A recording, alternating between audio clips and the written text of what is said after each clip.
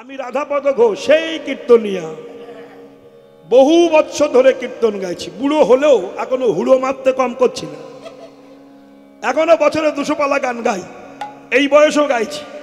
বয়স শুনলে পাগলা হয়ে যাবে আপনারা। এই সামনে জ্যৈষ্ঠ মাস আসলে 76 বছর বয়স হবে আমার। 76 ভাবতে পারেন? এই বয়সে এখনো কোনো চিন্তা করছি না, ভাবার বিষয়। আচ্ছা আসুন তো চলুন যাই। আমি 76 বছর গান গাইছি, এখনো 30 বছর গান গাইব, এখনো 30 বছর গাইব। মায়েরা জয় ধ্বনি হলো, ধ্বনি হলো বেশ। আমার বয়সী কীর্তনিয়া ভারতবর্ষে কেউ গান করছে না। যারা গান করছে সব আমাকে জেঠু কাকু ছাড়া কেউ ডাকেই না। যত কীর্তনিয়া আছে জেঠু কাকু বলেই ডাকে। যাই হোক, এখন আমি জেঠু কাকুর আসনে বসে আছি, অতএব এখনো গান করব, অনেক দিন করব, কিন্তু তার মধ্যে আমি যা বলে যাব সেইগুলো যদি মন দিয়ে একটু গ্রহণ করেন কাজে লাগবে। সুর আর নাচ এ করে 3 ঘন্টা কাটিয়ে দেওয়া যায়, কিন্তু আপনারা যে এত কষ্ট করে এখানে এসেছেন কিছু নিতে, কে কিছু শুনতে হবে না? সুর তো এখন মোবাইলে পাওয়া যাচ্ছে, টিভিতে দেখা যাচ্ছে, কিছু পাওয়ার তার মধ্যে সুরসার থাকবে। তাহলে আমরা কি বলবো? আপনি চাবি নিয়ে কীর্তন শুনতে এসেছেন, কিন্তু বাড়ি গেছেন চাবি এখানে ফেলে রেখে গেছেন। আপনি বাড়ি গিয়ে তালা কি খুলতে পারবেন? ঘরে কি ঢুকতে পারবেন? মহাজন তত্ত্ব দিচ্ছেন, এই তত্ত্বটা মন দিয়ে শুনবেন। তত্ত্ব দিচ্ছেন 3 বন্ধু আমেরিকায় গিয়েছে। কোথায় বললাম? বলুন বলুন। আমেরিকায় কেন? ট্যুর করতে গিয়েছে। তা 3 বন্ধু যুক্তি করছে, দেখ আমেরিকায় যাব বটে, কিন্তু আমেরিকায় যে এক একজন এক একটা ঘর নেবো সম্ভব নয়, আর স্পেশাল কার মানে গাড়ি করে ঘুরবো সেটাও টাকা নাই। একটা কাজ করব, আমেরিকায় যে আমরা 100 তালা ফ্ল্যাট বাড়ি, ওর শেষের তালাটা নেব, ওই জায়গায় বসে আমেরিকার অনেক কিছু দেখতে পারবো। 3 বন্ধু এসেছে, 100 তালা বাড়ি ভাড়া নিয়েছে, একদম লাস্ট 100 তালা, ওর উপরে উঠে রাত্রে থেকেছে। সকালবেলা লিফটে নেমে একটু আমেরিকার বাজার ঘুরেছে। সকাল 6টা থেকে সন্ধ্যা পর্যন্ত ঘুরতে ঘুরতে প্রচন্ড খিদে পেয়েছে। এক বন্ধু আর এক বন্ধুকে বলছে, বন্ধু খুব ক্ষুধা পেয়েছে রে, কি খাই বল দেখিনি? বলে এখানে রেস্টুরেন্টে খাবো সে টাকা তো নাই, চল ঘরে যাই, লিফটে 100 তলায় উঠবো, ঘরে চিড়ে মুড়ি আছে সেটা ভাগ করে খাবো। 3 জনে হাঁটতে হাঁটতে এসেছে ওই 100 তলা ফ্ল্যাটের নিচে। লিফটে উঠতে যাবে, প্রচন্ড খিদে পেয়েছে, উঠে খাবে, এমন সময় কারেন্ট চলে গেছে। বলুন তো কেমন লাগে? 3 বন্ধু কাঁদছে, ঠাকুর কারেন্ট দাও, কারেন্ট দাও, বেশিক্ষণ বাঁচবো না, প্রচন্ড খিদা পেয়েছে, ঠাকুর কারেন্ট দাও। হঠাৎ করে মাইক্রোফোনের আওয়াজ এলো, যে যেখানে বসে আছেন চুপচাপ থাকুন, 20 ঘন্টা কারেন্ট আসবে না। ওরে বাবা রে! 3 বন্ধু বললো, মরণ তো অনিবার্য, মরতে তো হবেই। একজন বলতে, দেখ মরণ যখন হবে, মৃত্যু যখন হবে, তারপরে হেঁটে হেঁটেই উঠবো, উঠতে উঠতে যদি মরণ হয় হোক, আর যদি উঠতে পারি বেঁচে যাব। আর এক বন্ধু বলছে, বন্ধু হাঁটতে গেলে 100 তালা উঠা কি যাই তাই কথা? হ্যাঁ সম্ভব? বলুন দেখিনি। 100 তালা, ওরে বাপ রে বাপ, শুনলে ভয় হয়। সম্ভব, কিন্তু বলছে দেখ উঠবো, কিন্তু রসের গল্প করতে হবে, এমন সুন্দর গল্প বলবি, গল্পের মধ্যে মন থাকবে, ঠ্যাং থাকবে কোথায় বলুন? সিঁড়িতে। মন থাকবে গল্পে আর ঠ্যাং থাকবে সিঁড়িতে। শুরু হয়েছে ওঠা 100 তালা, আর গল্প শুরু হয়েছে। শোন, এই হাট হাট শোন, বলে এক ভদ্রলোক খুব ধনী ছিল। এই বৌমা, ধনী ছিল, তার কোনো বাচ্চা পেলে হতো না, চেষ্টা মেষ্টা করে একটা বাচ্চা হয়েছে, ছোট্ট একটুখানি গিরগিটের মতো। তো যখন 24-25 বছর বয়স, যৌবনকাল, তখন ছেলের ওজন টোটাল 35 কেজি। তাহলে কেমন ছেলে বলুন? ঝাঁটার কাঠির মতো, একটুখানি বাচ্চা মতো, কিন্তু 24-25 বছর বয়স। এই ছেলের বাবা চিন্তা করছে, গল্প হচ্ছে কেন বলুন তো? ওই যে সিঁড়িতে উঠবে, গল্প কিন্তু হচ্ছে। আচ্ছা আস্তে আস্তে আস্তে একদিন মনে রাখতে হবে। তা ছেলের বাবা বলছে, এইটুকু ছেলে 35 কেজি ওজন, আর এই ছেলের সঙ্গে যদি এমন মেয়ের বিয়ে দিই, তো উভয়ের মিক্সারে যে বাচ্চা সাপ্লাই দেবে, ও বাচ্চা আমার বংশ রক্ষা হবে না। তা আমার ছেলে ছোটখাটো, বেটি একটুখানি, আমি মেয়ে নেবো মোটা সোটা লম্বা। তা ছেলের ওজন 35, আর যে মেয়ে ঠিক হয়েছে তার ওজন 145 কেজি। বেশ। ওরে বাপ, বিশাল চেহারা, ওরে বাপ রে। এই মেয়েটার বাপের বাড়ি হলো বৈষ্ণব পাড়ায়। বৈষ্ণব পাড়া, বৈষ্ণবেরা কালী পূজা, দুর্গা পূজা, শিব পূজা, লক্ষ্মী পূজা, সরস্বতী কিচ্ছু করে না, ওরা কৃষ্ণ ছাড়া কিছু চেনে না। তো এই মেয়েটা জীবনে কালী ঠাকুর, দুর্গা ঠাকুর দেখিনি। তার বাপের বাড়ি থেকে যাচ্ছে শ্বশুর বাড়ি, বিয়ে করে গেছে, শ্বশুর বাড়ি পাড়ায় বিয়ে হচ্ছে, কালী পূজা হচ্ছে। মেয়েটি জীবনে তো কালী ঠাকুর দেখিনি, আর কালীর পূজায় ঢাক বাজে, ও ঢাকও জীবনে শুনিনি। ও শুনছে ঢাক বাজছে, গড্ড গুডং গুডং গুডং, ও ঢাক শুনছে। জয় মা কালী কি। হ্যাঁ, আসতে বছর হবে, আসতে বছর হবে, আসতে বছর হবে, আসতে বছর হবে। তাই লক্ষ তারিণী তাই বল্লভায় উলধ্বনি।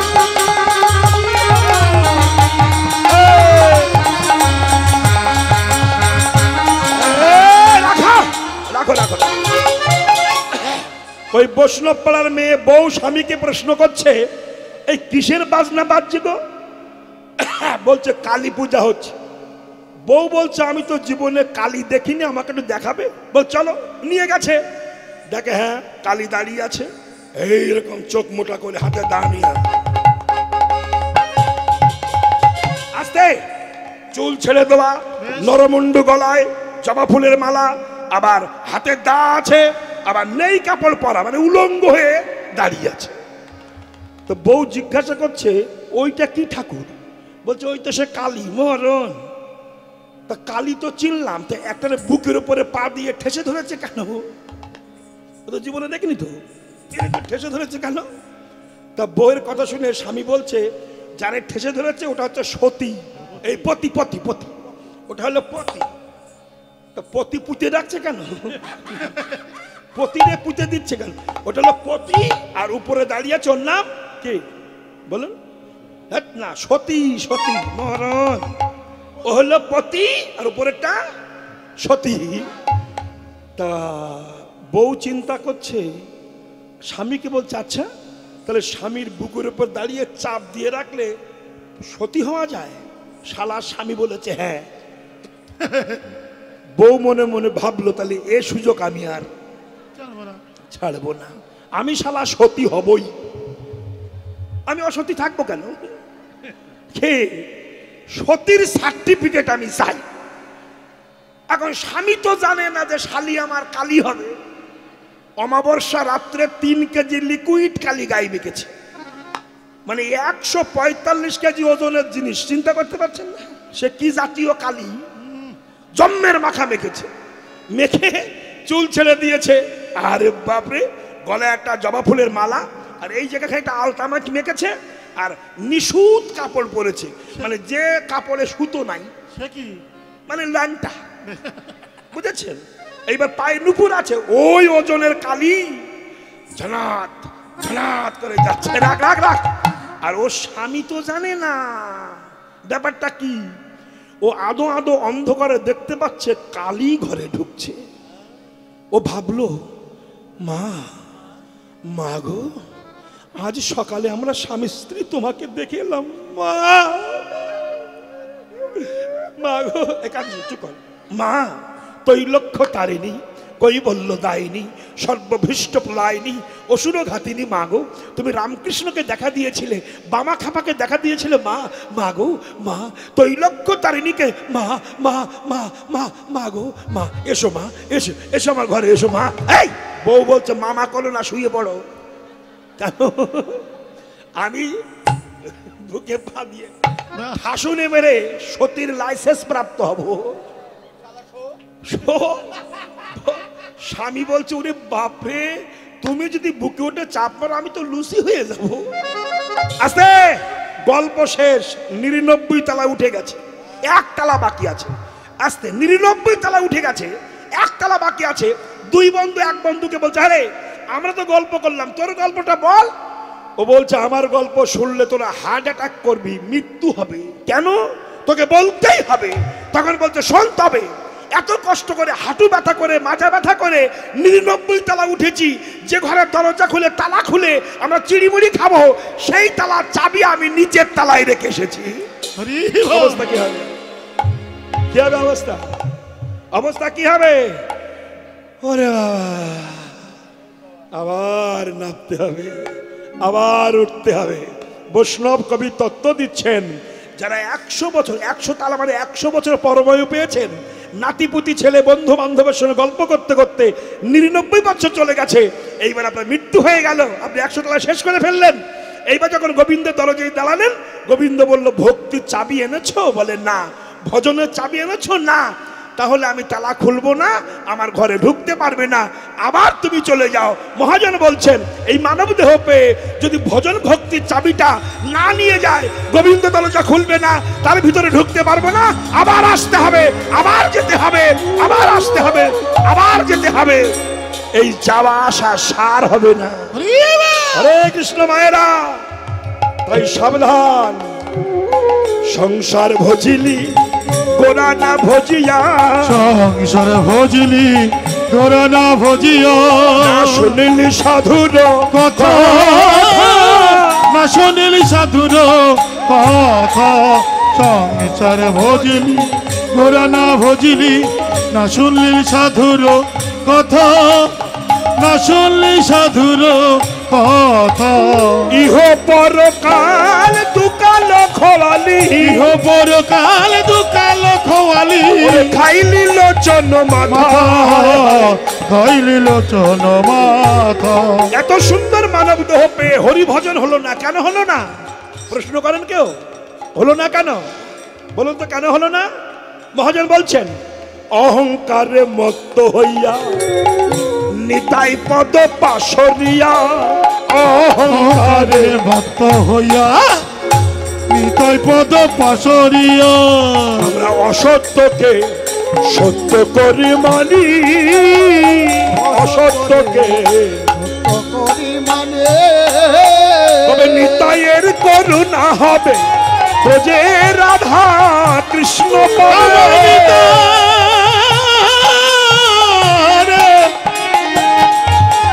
নিতাইয়ের করুণা হবে, ব্রজে রাধা কৃষ্ণ পাবে।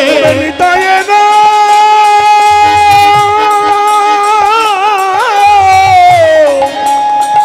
নিতাইয়ের করুণা হবে, ব্রজে রাধা কৃষ্ণ পাবে। নিতাইয়ের করুণা হবে, ব্রজে রাধা কৃষ্ণ পাবে। ধর নিতাইয়ের চরণ দুখানি, ধর নিতাইয়ের চরণ দুখানি, নিতাই চাঁদের করুণা হবে, করুণা হবে, ব্রজে রাধা কৃষ্ণ পাবে। যাদের করুণা হবে, ব্রজে রাধা কৃষ্ণ পাবে, রাধা যাদের করুণা হবে, ব্রজে রাধা কৃষ্ণ পাবে। নিতাই চাঁদের করুণা হবে, ব্রজে রাধা কৃষ্ণ পাবে। নিতাই চাঁদের করুণা হবে, ব্রজে রাধা কৃষ্ণ পাবে। তবে মানব জনম ধন্য হবে, আরে মানব জনম ধন্য হবে,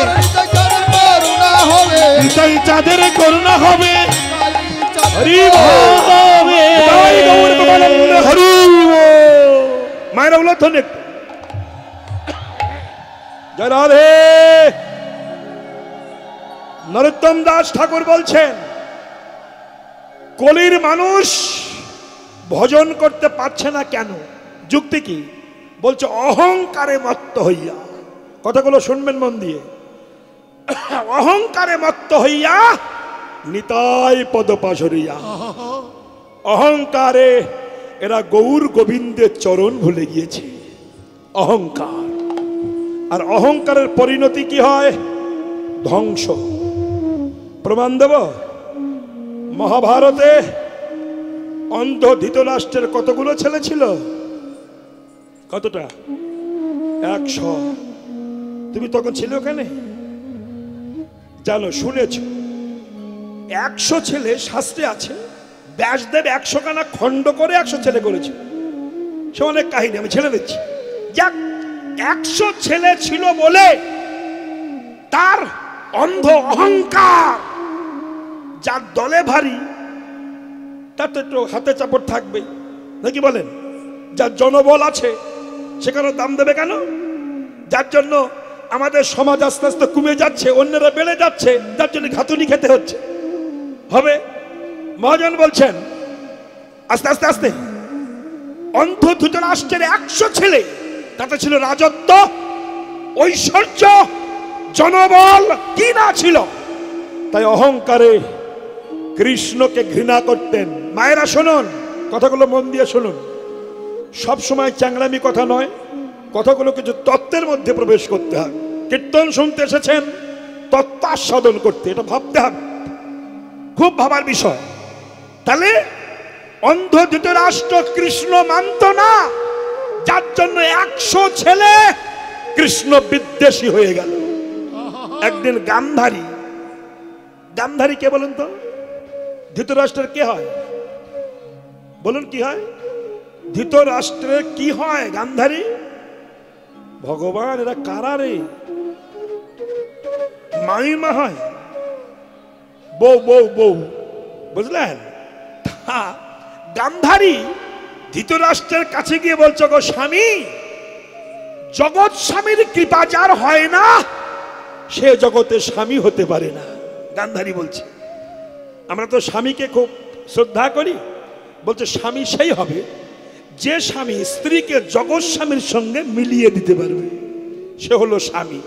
তো গান্ধারী বলছে, হে স্বামী, জগৎ স্বামীর সঙ্গে তুমি বিমুখী করো না, তোমার ছেলেগুলোকে কৃষ্ণমুখী করে দাও, নইলে অনিবার্য ধ্বংস হবে। ধৃতরাষ্ট্র বলল, গান্ধারী, আমার এক একটা ছেলের গায়ে 50টা করে হাতির বল, রাজত্ব আছে, ঐশ্বর্য আছে, সিংহাসন আছে, আমার ছেলেকে মারবে একটা লম্পট চোর, গরু চড়িয়ে মাঠে মাঠে বেড়ায়, লোকের বাড়ি ননি চুরি করে খায়, ওই চোর মারবে আমার কৃষ্ণকে? অহংকার, কি কথা! গান্ধারী বলল, স্বামী তুমি ঠান্ডা হও, আমি আর কৃষ্ণ নিন্দা সহ্য করতে পারছি না। তাই ছুটে গান্ধারী ঘরে এলেন। ঘরে এসে সেদিন থেকে গান্ধারী চোখে লাল কাপড় পরলেন। গান্ধারীর চোখে কাপড় পরতো কেন মা বলুন? আমরা জানি তার স্বামী, তাই তো, অন্ধ ছিল, কিন্তু এটা ঠিক না। তত্ত্বটা দেখুন। এইবার যখন কৃষ্ণ নিন্দা শুনলেন স্বামীর মুখে, ঘরে এসে গান্ধারী চোখে কাপড় বাঁধলেন। আর বিদুর জিজ্ঞাসা করলো, বৌদি, তুমি তো এতদিন চোখে কাপড় বাঁধুনি, আস্তে ও বৌমা আস্তে, এতদিন তো কাপড় বাঁধুনি, আজ বেঁধেছ কেন? তখন গান্ধারী বলছে, বিদুর, আমি তোমার দাদার কাছে গিয়েছিলাম, বললাম তুমি কৃষ্ণ পক্ষ হও, কৃষ্ণমুখী হও, কৃষ্ণ বিমুখী হও না। তোমার দাদা আমার সামনে কৃষ্ণকে এত নিন্দা করলো, আমি সহ্য করতে পারলাম না, তাই এসে আমি চোখে কাপড় বেঁধেছি। কেন? সে আমার স্বামী হতে পারে, কিন্তু যে কৃষ্ণ নিন্দা করে আমি তার মুখ দর্শন করব না, তাই চোখে কাপড় বেঁধেছি। কথাটা বুঝেছেন কেউ? কৃষ্ণ নিন্দা করেছে আমার স্বামী হতে পারে, কিন্তু যে জগৎ স্বামীকে নিন্দা করে আমার স্বামী হলেও তার মুখ আমি দর্শন করব না। ভাবতে পারেন? আর আমরা কৃষ্ণ নিন্দা করি, আজে বাজে ভাষা বলি। এইবার পরিণতি কি হলো অহংকারী ব্যক্তির? 5 ভাইকে যতগৃহে আগুন ধরিয়ে মারতে চেয়েছিল, নিজের বৌমাকে উলঙ্গ করতে চেয়েছিল 10-এর সামনে, কিন্তু পরিণতি কি হলো? ভাগ্যের কি পরিহাস! সেই ব্যক্তিটা, তার ছেলেগুলো মরে গেল, রাজত্ব গেল, সিংহাসন গেল, যৌবন চলে গেল। ছেলেগুলো কুরুক্ষেত্রের মাঠে লাশ হয়ে পড়ে আছে। রাত 12টার সময় গান্ধারী মশালে আগুন ধরিয়ে বাচ্চাগুলোর মুখ দেখতে গেছে। আমি ওটা দেখে আসি, আমার কৃষ্ণ বিদ্বেষী পুত্রগুলোর বদন। এবার মহাজন বলছে, কৃষ্ণ বিদ্বেষী হলো কেন ছেলেগুলো? এখানে মায়ের দোষ ছিল, গান্ধারীর দোষ ছিল। মায়ের দোষ না থাকলে খারাপ সন্তান আসে না। মা যদি রংবাজ হয় তার পেটে চিটিংবাজ জন্মাবেই, বিন্দু মাত্র সন্দেহ নাই। এই যে মায়েরা, এই বৌমা শোন, ব্যাস কি হলো? গান্ধারীর অন্যায় ছিল, তাই গান্ধারী রাত 12টার সময় মশাল ধরিয়ে বাচ্চাগুলোর মুখ দেখতে গেছে। এই গান্ধারীর অন্যায় ছিল কি? যে ছেলেগুলো মরে গেছে এগুলো গান্ধারীর ছেলে ছিল না, এগুলো ছিল চুরি করা ছেলে। গান্ধারী চুরি করে এই বাচ্চাগুলো নিয়েছিল। কার কাছ থেকে? কুন্তির কাছ থেকে। কেন একটু বলবো? একটুখানি বলি নাকি? যাই বলুন, আমি জানি আপনাদের ধৈর্য আছে, আপনারা এসেছেন, আপনাদের চরণ ধুলে আমি পেয়েছি। মোহন নাইয়া, আমি যত বছর এসেছি একটি লোকের সঙ্গে আমার দেখা হয়েছে, খুব সুন্দর, খুব ভদ্রলোক, খুব ভালো মানুষ, কথা কাজের খুব ঠিক আছে। এত সুন্দর প্যান্ডেল, এত সুন্দর মাইক, এত সুন্দর লাইট, এবং আপনাদের মতো বৈষ্ণবের পদার্পণ, বহুত গায়ক, বিশাল ব্যাপার। আমি এখান থেকে আগে 2-4 বছর আগে এখানে এসেছিলাম 2 বার, আর এলাম, এসে আপনাদের চরণ ধুয়ে পেয়ে মুগ্ধ হয়েছি। আপনারা বসুন, যতটুকু পারি, যতই রাত হোক আমি 9:30 থেকে 9:45 করব। ভাববেন আমি ঘুমাবার জন্য আপনাদের কষ্ট দেব না, তার মধ্যে যতটুকু বলা যায় জানার দরকার। কেউ কেউ জানেন, কেউ কেউ জানেন না। কেউ জানেন বলবেন তো জানি, কিন্তু জানে না যারা, তারা কি করবে? এই যে বৌমা, ও মায়েরা শোনো, তাহলে কি হবে? গান্ধারী চুরি করেছিল 100 ছেলেকে। কখন? ছোট্ট করে বলছি, একদিন কুন্তি মাতা ঘরে বসেছিলেন, এমন সময় মধ্যাহ্নে দুর্বাসা ঋষি এসেছিলেন। এসে বলছে, মা কুন্তি রে, অদ্য মধ্যাহ্নে তব গৃহে আমি আতিথ্য গ্রহণ করব, আজ দুপুরবেলা তোর ঘরে খাবো। তা খাওয়ার কথা শুনেছে, মায়ের খুব আনন্দ হয়েছে। বেশ বেশ বাবা, সে তো সৌভাগ্য, আমি নিজ হাতে বৈষ্ণব সেবা দেব, আমি কৃতার্থ হব। বলো বাবা কি খাবে? দুর্বাসা গেছে তো পরীক্ষা করতে, বলছে মা তোর ঘরে খাবো, কিন্তু 100 ভাগে তরকারি রান্না করতে হবে, 100 ভাগে। বললো তাই হবে। আবার এ করছে, দুর্বাসা পরীক্ষা করছে, শোন মা তুই 100 ভাগে রান্না করবি বটে, কিন্তু 100 ভাগে রান্না করে 100 খানা স্বর্ণ পাত্রে রাখবি। এটা কি সম্ভব? কোথায় পাবে স্বর্ণ পাত্র? এতগুলো পাত্র পাবো কোথায়? অন্তরে ভাবলেন, কৃষ্ণ যদি কৃপা করে তাকে কি কেউ মারতে পারে? বিশ্বাস, আত্মবিশ্বাসে কোথায় দাঁড়িয়েছে দেখুন। বেশ তাই হবে বাবা। দুর্বাসা স্নান করতে গেছে, কুন্তি রান্না করছে, 99 ভাগে রান্না করেছে, 99টা স্বর্ণতলা পেয়েছে, একটি থালা পাইনি যাতে গরম পরমান্ন রাখা হবে। বলুন তো পরমান্ন মানে কি? খিচুড়ি কেন? পায়েস রাখার জায়গা নাই। দুর্বাসা এসে বলছে, মা রান্না হলো? বলে বাবা হয়েছে, 99টা পাত্র হয়েছে, একটা পাত্র হয়নি যাতে গরম পরমান্ন রাখবো। দুর্বাসা বলছে, মারে ওইটাই তো আমার খুব ভালো খাদ্য, সেটাই যখন হলো না তোর ঘরে আর খাবো না, এই চলে যাচ্ছি। কুন্তি বলছে, বাবা গৃহস্থের বাড়িতে অতিথি বিমুখ হয়ে চলে গেলে তার নরকগামী হয়, তোমাকে আমি যেতে দেব না। তাহলে পাত্র কোথায় পাবি? আস্তে আস্তে আস্তে সঙ্গে সঙ্গে কুন্তি মাতা মাটিতে শুয়ে পড়ে নিজের বুকে জামা খুলে দিয়েছে।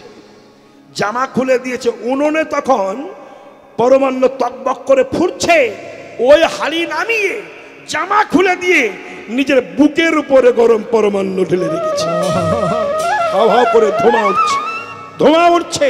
দুর্বাসা স্তম্ভিত হয়েছে, মা করিস কি তুই? তোর ব্যথা লাগছে না? কুন্তি বলছে, বাবা সত্য যুগে ধরা সতী যখন স্তন কেটে দিয়েছিল তখন তো তার ব্যথা লাগেনি, তাহলে আমার ব্যথা লাগবে কেন? আমি জানি প্রত্যেকটা জীবের হৃদয় মন্দিরে ভগবান বিরাজমান, তিনি জগতে আছেন, তিনি হৃদয়ে আছেন বলে মানুষ হেঁটে চলে বেড়ায়। তিনি যখন চলে যাবেন হাঁটা চলা শক্তি বন্ধ হয়ে যাবে। তাই আমি জানি যে আমার হৃদয় মন্দিরে গোবিন্দ আছেন, বিশ্ব সৃষ্টি স্রষ্টা আছেন, সৃষ্টি স্থিতি প্রলয়ের মালিক আছেন। হা কৃষ্ণ করুণা সিন্ধু দীনবন্ধু জগৎপতে গোপেশা গোপিকা কান্ত রাধা কান্ত নমস্তুতে। নমো ব্রহ্মণ্য দেবায় গো ব্রহ্মণ্যায় হিতায় চ জগদ্ধিতায় কৃষ্ণায় গোবিন্দায় নমঃ নমঃ। ওম বিষ্ণু স্তদো বিষ্ণু পরমং পদম সদা পশ্যন্তি শূরায় দিবি বা চক্ষুরাততম অপবিত্র পবিত্র ভাব সর্বমস্তাঙ্গতঃ বিবা যৎসরে পুণ্ডরিকাক্ষং সবাজ্জভ্যন্তর শুচি মাধব মাধব বাছি মাধব মাধব হৃদি সরন্তি সাধব সর্বে সর্বকার্যসু মাধব। মাধব তুমি আমার হৃদয়ে আছো। মরে গেলে দেহ তো কুকুরে ছিঁড়ে খাবে, নইলে আগুনে পুড়ে ছাই হবে। এই তো দেহের পরিণতি নাকি? যতই আমরা দেহ সাজাই, পরিণতি ছাই, নইলে আগুনে খায়, কুকুরে খায়। আস্তে তাই যদি হয় তা বেঁচে থাকতে থাকতে দেহ যদি গোবিন্দ সেবায় লাগে, এর মতো ভাগ্যবতী ভাগ্যবান জগতিকার আছে গো। তাই কুন্তী মাতা বুকের উপরে পরমাণ্ড ঢেলে দিয়েছে।